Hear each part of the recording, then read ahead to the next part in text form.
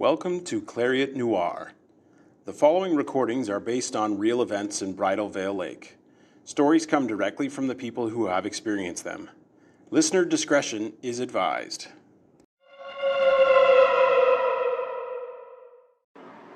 Third Wheel by Paula Perkins.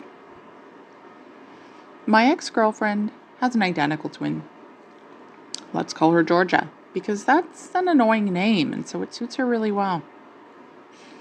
Where my ex, Alex, was practically perfect in every way, Georgia was awkward and strange.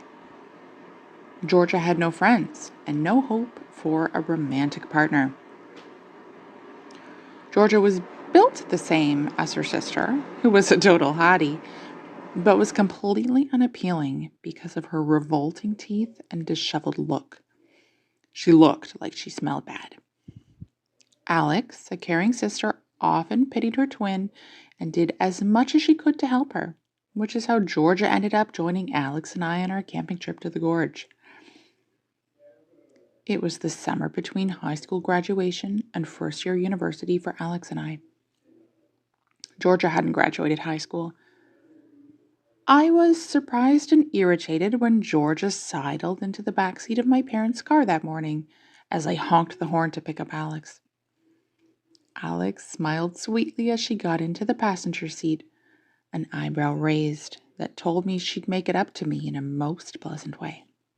Still, I huffed at her while I pulled the car out of the driveway. Almost right away, Georgia started blathering on about the best campsite in the gorge. I had my own spot in mind, and Georgia and I bickered as we drove.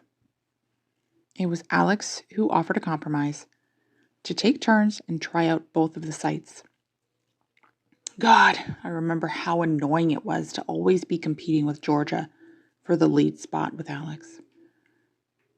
Georgia insisted that her site be the first one we visited, and I protested, but then there was a coin toss that came out of nowhere, and in midair I defaulted into accepting tails, and I lost. We drove further west than I had intended to a part of the woods I didn't know, and I remember feeling really creeped out. We parked in the midst of a copse of trees that Georgia had pointed out from the window. I didn't like that either, but I let it go. I thought if I complained about everything, then the serious problems I pointed out with Georgia and her presence on our trip might be overlooked by Alex.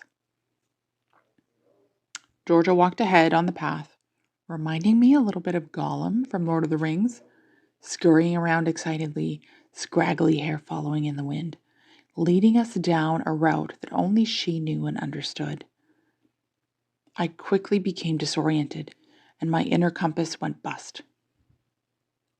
We all stopped for a sandwich lunch on the Black River, where Georgia was bent over into a mumbling conversation with herself, also very Gollum-like. When we resumed our trek, the heat began to get to me, and I really wanted to swim in the river before we left it.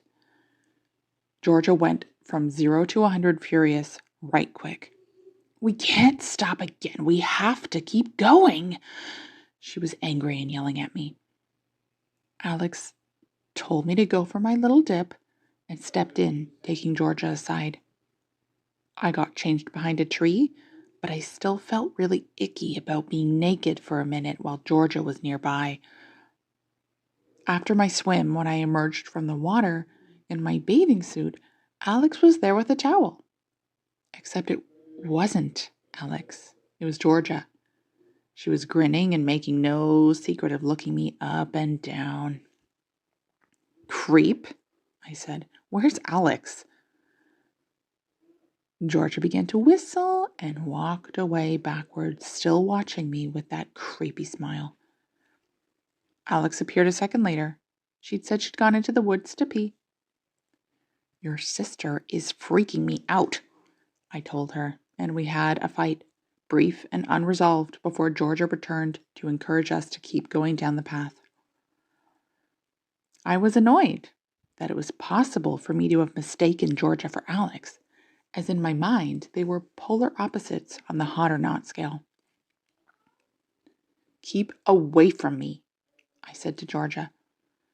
She began to pout like a child, and Alex had to comfort her. Clearly, I didn't understand Georgia and the twin relationship. We resumed the shitty hike. Once Georgia was reminded that we were going to the campsite that she had chosen. The idea got her very excited, and I mouthed out, "What the fuck?" to Alex, but she ignored me. We arrived at the campsite in question by late afternoon, and it wasn't anything special. It was an empty space with a tree stump and some thick growth around it. Not ideal for camping. I was about to say that when Georgia dove off headfirst into the branches and out of sight. "Hey!" Alex yelled, sternly like a parent. Georgia slunk back into sight, and Alex made her start setting up the camp with us, which included cutting back some of that dead growth for our fire. Georgia grumbled, but she obeyed, and soon the sun dropped and we were enjoying some drinks with our hot dogs.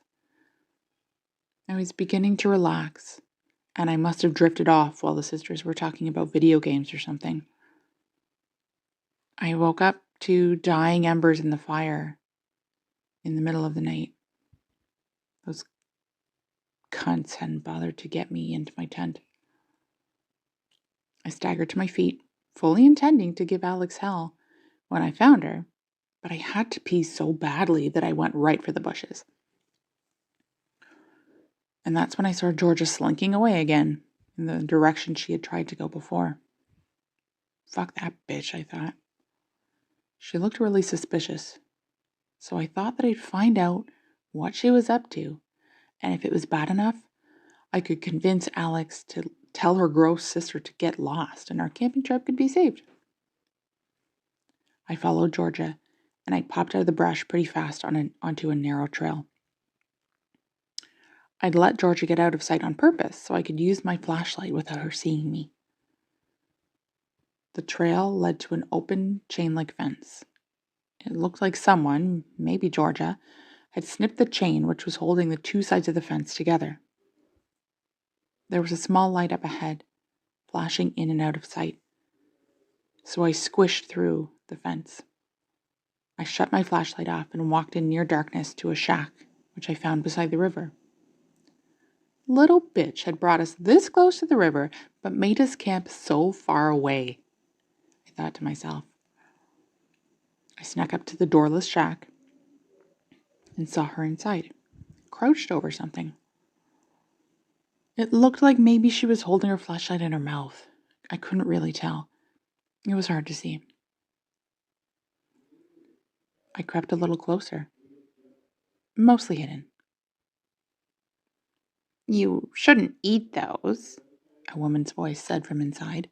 I almost pissed right there on the spot.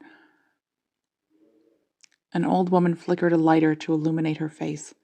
I couldn't see much of her, but she was old. "Shut up," said Georgia, and went on shoving something into her mouth. "The mushrooms that grow on the dead are poison," the old woman said. "I said, shut the fuck up," said Georgia, her anger rising. She stood up and shoved the old woman with the heel of her foot, who fell back with a thump. Her lighter went out. Georgia laughed. "I know what these are. How do you think I knew that they'd be in here?" The old woman started to cry. "Don't hurt me," which made Georgia laugh again. "This crop will be gone soon. It takes a while for them to grow, and I didn't expect anybody to be in here, which is quite good news for my girlfriend. And this is way better anyway. No one will miss some old, homeless piece of shit." Ew, I thought. Georgia thinks of me as her girlfriend? Ugh. Shivers ran up and down my body involuntarily. But then another thought quickly bubbled up to the surface. But I didn't have much time to think about it. And then I heard her laughing again. And she shone the flashlight on this woman's face. "I'm not going to do anything," she said after laughing some more. "But I could, couldn't I?" The old woman quickly scrambled out of a window, which I didn't see before, but it was across the room. And the consumption of mushrooms continued, with Georgia seemingly alone inside. Georgia stretched out on the floor, and I guess she was high or something. She just flopped. She didn't even react when I came in and put my flashlight beam right in her face. I looked closely at the mushrooms she'd been eating without touching them. There were a number of them in a bare patch on the floor of the shack. It looked like something had died there and decayed the wood until it had mixed with the soil. The shape of it looked vaguely human, but it could have been any large animal, I suppose, right? The woman that had fled seemed right. I mean, these mushrooms aren't the hallucinogenic kind, which I've seen before at parties. They definitely looked poisonous to me. Georgia would die if I left her here, right? I did think about leaving her there, yeah. But I couldn't carry her alone, so I got up and I went back for Alex. That's when my previous suspicions were confirmed. Alex's sleeping bag was empty, and Georgia was snoring away in hers, scraggly hair, stench mouth, and all. I woke her up, and I told her where Alex was and what was going on. I could not believe that bitch. I packed up my shit right then and left. I got out of the gorge just fine, and I ignored Alex's calls and texts when they started blowing up my phone a couple days later.